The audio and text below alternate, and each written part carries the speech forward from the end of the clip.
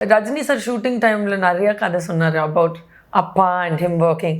So நீங்க நிறைய கதை பேசியிருப்பீங்க. ஆமாம். என்ன ஏதாவது ஒன்று சொல்லுங்க.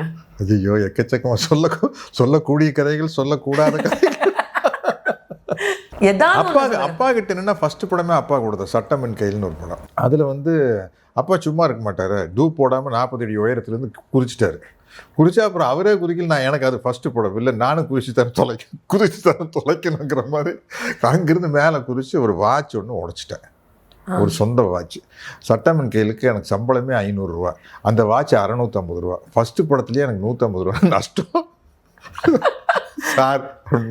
அப்போ தான் அப்பா சொன்னார், எதையும் ஓனாக யூஸ் பண்ணாதீங்க சினிமாவுக்கு, எல்லாம் அவங்க கொடுப்பாங்க, அதை போட்டுங்க சார். எனக்கு தெரியல சார் போட்டு அப்படின்னாரு.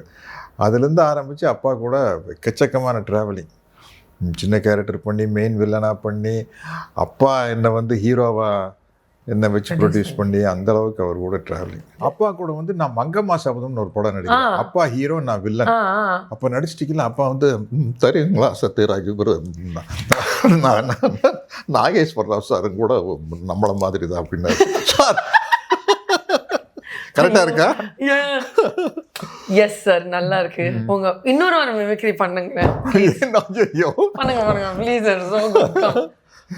இல்லை ஏன்னா நிறையா அவர் கூட ட்ராவல் பண்ணனால I can do so many things like அப்பா.